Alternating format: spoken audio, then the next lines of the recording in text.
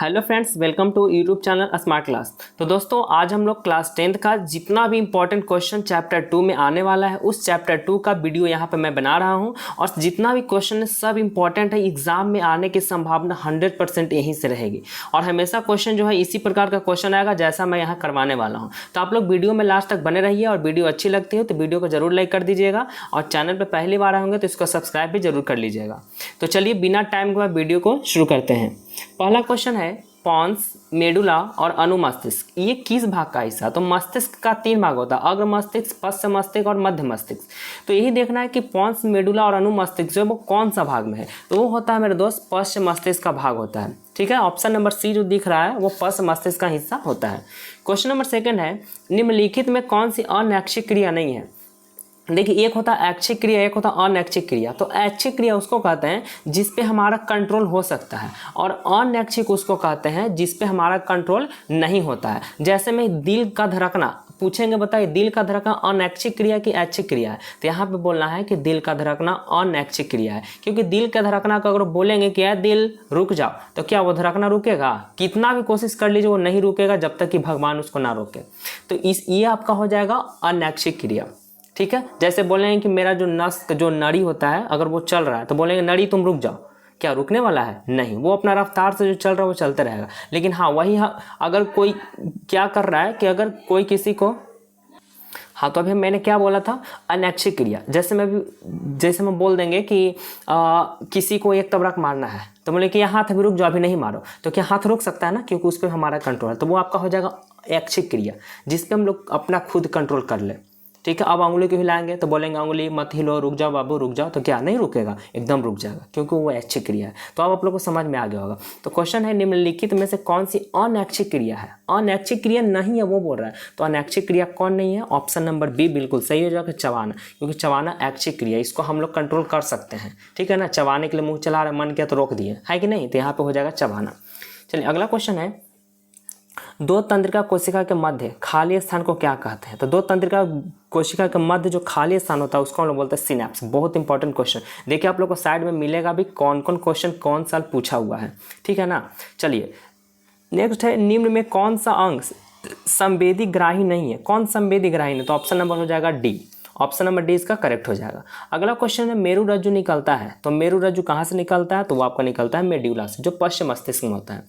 अगला है, दो न्यूरॉनों को संपर्क बिंदु को क्या कहते हैं? तो इसका बिल्कुल करेक्ट आंसर सिनेप्स, यानी कि दो तंत्रिका तंत्र में ही न्यूरॉन होता है। तो तंत्रिका तंत्र बोले या न्यूरॉन बोले, दोनों के बीच में जो खाली स्थान रहेगा उसको सिनेप्स ही बोलते हैं, तो या संपर्क बिंदु। तो जहाँ पे संपर्क करेगा वहाँ बीच में कुछ खाली ही रहेगा, तो उसी को बोलते हैं सिनेप्स। शरीर का संतुलन बनाए रखता है, शरीर का संतुलन बनाए रखने का काम होता है अग्र मस्तिष्क, यानी कि अग्र मस्तिष्क में शरीर का संतुलन बनाने के लिए पश्च मस्तिष्क का काम होता है, और पश्च मस्तिष्क में सेरेबेलम होता है, अग्र मस्तिष्क में सेरेब्रम होता है। ठीक है ना, चलिए अगला क्वेश्चन है, मानव मस्तिष्क का औसत भार कितना होता है? तो सभी को पता है कि मानव मस्तिष्क सभी के पास दिमाग होता है, तो इसका जो correct answer option number C यानी कि 1.4 kg हो जाएगा। अगला प्रश्न है, मानव शरीर का सबसे लंबी कोशिका? तो मानव शरीर की सबसे लंबी कोशिका न्यूरॉन होती है। नेक्स्ट प्रश्न, तंत्रिका तंत्र की संरचनात्मक एवं क्रियात्मक इकाई को क्या कहते हैं? तो संरचनात्मक एवं क्रियात्मक इकाई को हम लोग न्यूरॉन बोलते हैं।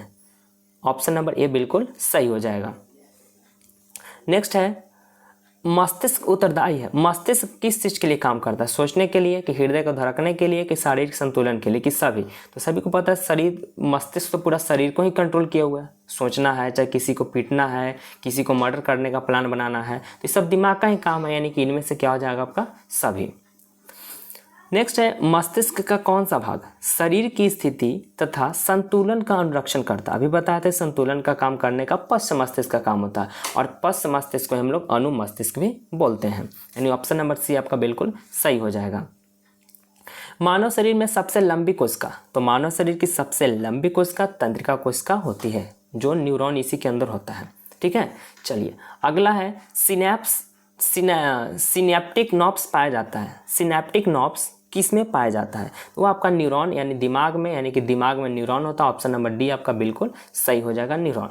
चलिए अगले प्रश्न की ओर बढ़ते हैं। अगला प्रश्न है, ऑक्सिन क्या है, देखिए जितना क्वेश्चन करवाया जा रहा है सब इंपॉर्टेंट है। आप लोग इस क्वेश्चन को एग्जाम जाने से पहले, एग्जाम देने जाने से पहले एक बार इस वीडियो को जरूर देख लीजिएगा, क्योंकि जितना भी क्वेश्चन है सब इंपॉर्टेंट क्वेश्चन है, सब एग्जाम में पूछा हुआ है क्वेश्चन, ठीक है। तो आप लोग इसको जरूर ध्यान में रखिएगा, क्योंकि अब आप लोग के पास समय कम है, तो ज़्यादा टाइम अलग अलग चीज़ पे टाइम तो देना है नहीं, तो टाइम इस पे ही ज़्यादा दीजिए, ठीक है। जहाँ पे ऑब्जेक्टिव कम रहे लेकिन तैयारी बेहतर रहना चाहिए, ठीक है। चलिए, ऑक्सिन क्या है, तो ऑक्सिन सभी को पता है कि ऑक्सिन एक तरह का हार्मोन है, यानी पहला का ए, यानी कि यहाँ ऑप्शन नंबर ए बिल्कुल सही हो जाएगा। नेक्स्ट है पादप हार्मोन का उदाहरण है, कौन ऐसा हार्मोन है जो पेड़ पौधा में होता है, तो पेड़ पौधा में ही ऑक्सिन होता है, ठीक है। ऑक्सिन जो है पेड़ पौधा है, बाकी तीनों जो है वो आपका मनुष्य में होता है, मनुष्य जीव जंतु में होता है, ठीक है। चलिए, जिब्रेलिन क्या है, तो जिब्रेलिन भी हार्मोन है जो पेड़ पौधा में ही होता है, वृद्धि के लिए देख रेख करता है जिब्रेलिन, ठीक है। और जड़ का अधोगामी वृद्धि क्या है, तो जड़ का अधोगामी वृद्धि का काम जो होता है वो क्या कहलाता है, गुरुत्वानुवर्तन कहलाता है। नेक्स्ट है पादप हार्मोन साइटोकाइनिन सहायक है, साइटोकाइनिन किस चीज़ के लिए सहायक है, तो वो आपका हो जाएगा ऑप्शन नंबर डी, यानी कि इनमें से सभी, प्ररोह के अग्रवाल सब जितना यहाँ पे देख रहे हैं सब यहाँ पे साइटोकाइनिन का काम होता है।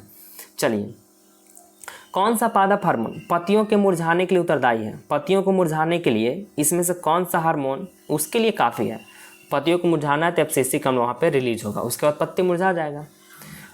निम्न में कौन पादप हार्मोन है, देखिए फिर पूछ रहा है पादप हार्मोन, लेकिन इसमें अगला क्वेश्चन चेंज कर दिया है। चलिए, तो इसका बताइएगा कौन पादप हार्मोन है, तो इसका जो बिल्कुल सही आंसर ऑप्शन नंबर डी, यानी कि साइटोकाइनिन जो है आपका ये भी पादप हार्मोन ही है, ठीक है, ये भी पेड़ पौधा में ही होता है। चलिए, नेक्स्ट है पादपों में पाया जाने वाला वृद्धि हार्मोन कौन सा है, पादप का मतलब पेड़ पौधा, तो पेड़ पौधा में पाया जाने वाला वृद्धि हार्मोन, पेड़ को बढ़ाने के लिए कौन हार्मोन इनमें सहायक होता है, वो होता है आपका जिब्रेलिन, ऑप्शन नंबर ए आपका बिल्कुल सही हो जाएगा। नेक्स्ट है बीजांड की ओर पराग नलिका की वृद्धि का कारण, इसका वृद्धि का मेन कारण ऑप्शन नंबर बी, यानी कि क्रेमोटॉपिज्म इसका करेक्ट आंसर हो जाएगा। नेक्स्ट लैटेक्स कहाँ पाया जाता है, लैटेक्स कहाँ पाया जाता है, तो लैटेक्स जो है पीपल में भी, लैटेक्स बोलते हैं मतलब गोंद की तरह रहता है, ठीक है ना। ये ज़्यादा कहाँ पे मिलता है, किसमें, मुनगा का जो पेड़ होता है ना, मुनगा के साथ आप लोग सुने होंगे, मुनगा के पेड़ में देखिएगा जहाँ पे छाल ये सब रहता है वहाँ पे गोंद जैसा रहता है, उसी को हम लोग लैटेक्स बोलते हैं। तो ये जो है इसमें से सभी मिला, पीपल के पेड़ में भी, बरगद के पेड़ में भी, इस सब में भी देख सकते हैं आप लोग। नेक्स्ट है फल पकाने वाला हार्मोन, तो फल पकाने का जो हार्मोन काम करता है वो आपका होता है एथिलीन, ऑप्शन नंबर ए बिल्कुल सही हो जाएगा। नेक्स्ट है निम्नलिखित में कौन पादप हार्मोन नहीं है, अबरी बोल रहा कौन पेड़ पौधा का हार्मोन नहीं है, इसका मतलब समझ ही रहे हैं, जो पेड़ पौधा का हार्मोन नहीं वो आपको बताना है। देखिए एथिलीन पेड़ पौधा में ही है, साइटोकाइनिन भी पेड़ पौधा का है, ये भी पेड़ पौधा का, ये भी पेड़ पौधा का, ऑक्सिन भी पेड़ पौधा का, लेकिन ऑक्सीटोसिन जो है वो पेड़ पौधा का नहीं है। ऑक्सीटोसिन जो है वो मनुष्य में है, मनुष्य का वो भी स्त्री में यह हार्मोन होता है, पुरुष में नहीं होता है। नेक्स्ट है प्रकाश की ओर प्ररोह की गति, प्रकाश की ओर प्ररोह की गति क्या कहलाती है, वो कहलाती है प्रकाशानुवर्तन। क्वेश्चन से ही आंसर यहाँ पे पता चल जा रहा है, प्रकाश की ओर प्ररोह यानी कि प्रकाशानुवर्तन। नेक्स्ट है निम्नलिखित में कौन गुरुत्वानुवर्तन का उदाहरण है, गुरुत्वानुवर्तन का उदाहरण कौन है, तो इसमें से गुरुत्वानुवर्तन जो है वो जड़ की वृद्धि हो जाएगा। नेक्स्ट है पादप हार्मोन का एक उदाहरण बताइए, कौन इनमें से पादप हार्मोन का उदाहरण है, यहाँ हार्मोन का नाम न देकर के इसमें शॉर्ट में लिखा हुआ है, तो इसका ऑप्शन हो जाएगा ऑप्शन नंबर ए, यानी कि IAA, ऑप्शन नंबर ए आपका बिल्कुल सही हो जाएगा। नेक्स्ट क्वेश्चन है इंसुलिन की कमी से कौन सा रोग होता है, सभी को पता है कि इंसुलिन की कमी से मधुमेह रोग होता है, ऑप्शन नंबर ए बिल्कुल सही हो जाएगा, इंसुलिन की कमी से मधुमेह रोग होता है। अगला क्वेश्चन है अवटु ग्रंथि का थायरॉक्सिन हार्मोन बनाने के लिए क्या सहायक है, तो ऑप्शन नंबर डी बिल्कुल सही हो जाएगा, इनमें से कोई नहीं, इसका ऑप्शन नंबर बिल्कुल डी, यानी कि इनमें से कोई नहीं, इसका आयोडीन इसका आंसर होना चाहिए। क्वेश्चन था अवटु ग्रंथि का थायरॉक्सिन हार्मोन बनाने के लिए क्या आवश्यक है, तो यहाँ पे आयोडीन हो जाएगा, लेकिन ऑप्शन में आयोडीन है नहीं, तो इसमें ऑप्शन नंबर डी यानी कि इनमें से कोई नहीं होगा।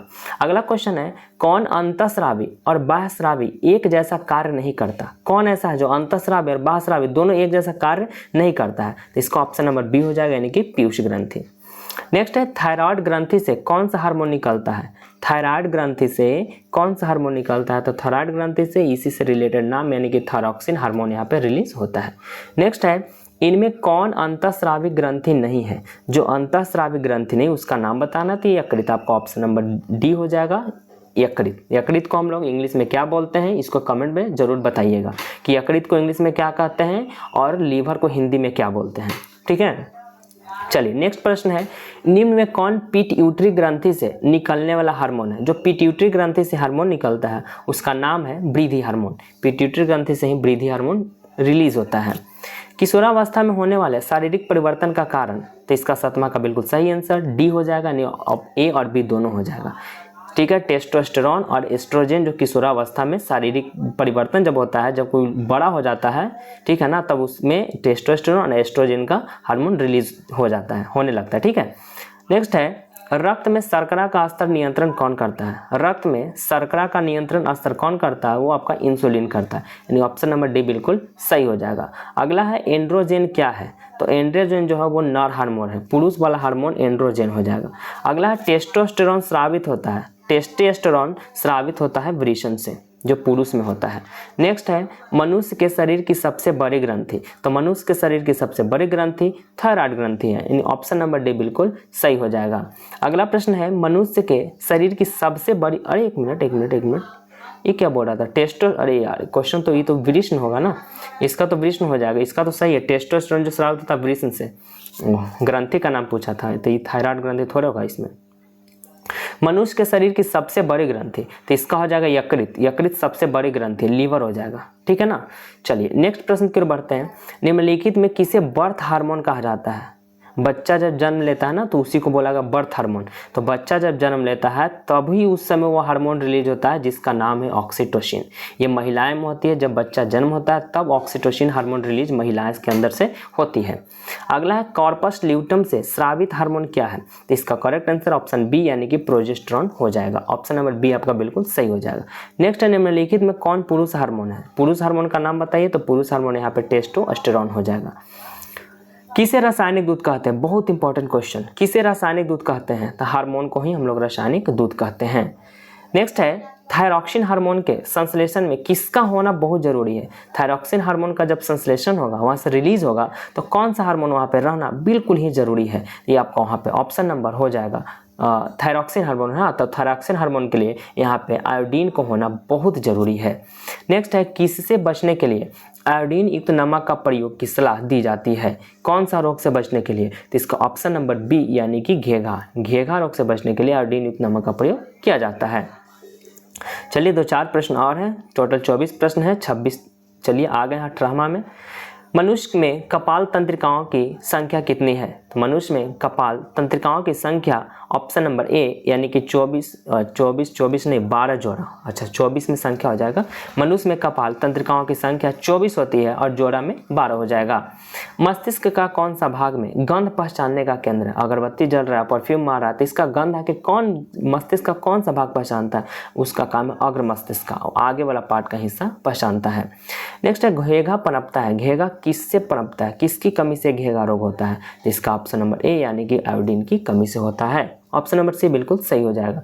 नेक्स्ट है, एंड्रोजन स्रावित होता है। एंड्रोजन किस चीज से स्रावित होता है? तो वो होता है आपका वृषण से। एंड्रोजन वृषण से स्रावित होता है। नेक्स्ट है, रुधिर चाप नियंत्रण होता है। रुधिर चाप किससे नियंत्रण होता है? तो रुधिर चाप को नियंत्रण करने के लिए एड्रीनल ग्रंथि यानी कि ऑप्शन नंबर डी बिल्कुल सही हो जाएगा। नेक्स्ट है, अग्नाशय से कौन सा हार्मोन स्रावित होता है? तो अग्नाशय से जो हार्मोन रिलीज होता है वो आपका इंसुलिन होता है। इंसुलिन जो है आपका अग्नाशय से ही निकलता है। और इस चैप्टर का और इस वीडियो का सबसे आखिरी प्रश्न है, सबसे छोटी अंतःस्रावी ग्रंथि कौन है? ये आपका हो जाएगा ऑप्शन नंबर सी यानी कि पीनियल ग्रंथि। तो दोस्तों वीडियो कैसी लगी? वीडियो अच्छी लगी तो प्लीज़ वीडियो को जरूर लाइक कर दीजिएगा और चैनल पे पहली बार आए तो इसको सब्सक्राइब भी जरूर करिए। और इसी प्रकार का वीडियो इंपॉर्टेंट क्वेश्चन को देखने के लिए आप लोग मेरे चैनल को सब्सक्राइब जरूर कर लीजिएगा।